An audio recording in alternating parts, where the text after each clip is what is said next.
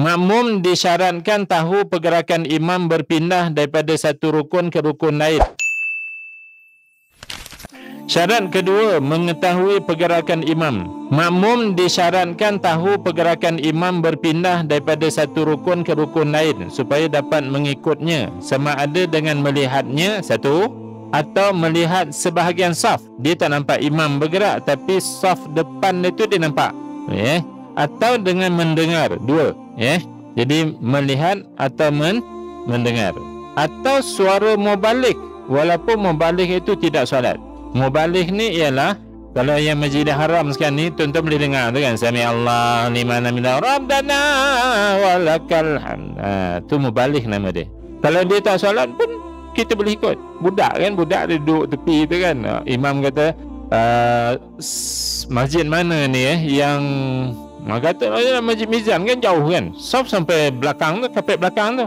Jadi blackout mikrofon dah tak fungsi. Jadi imam pun dengan suara dia je lah kan. Dia jerit pun sampai saf yang tengah tu je dengar. Sebab ruang terbuka, bukan tertutup. Yang sebab angin bawa suara kan. Jadi yang belakang ni nak tahu macam mana? Yang belakang tu tengok saf depan. Dia bersambung macam tu lah. Itu melihat. Masalah ni ialah bila masjid yang panjang macam tu, dia ada tirai yang nanti perempuan ni tak boleh tengok dah depan tu, sebab dah tutup tirai. Jadi yang perempuan ni nak bergerak macam mana, nak tahu imam tu bergerak. Dah rokok kan, dah rokok, dahkut Allahu Akbar. Bila dahkut ni tak sah salat dia nanti.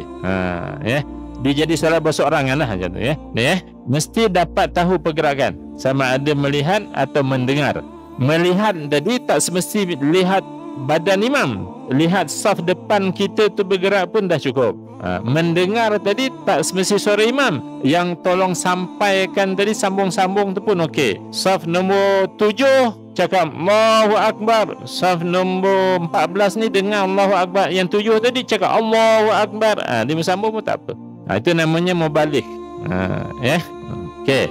Jadi kalau blackout, perempuan tak dengar dah suara, kemudian dah tertutup pula, ada pula dia punya kayu tu kan maka solatlah berseorangan. Dia dalam hatinya, bye-bye imam, I tak dengar you dah, macam tu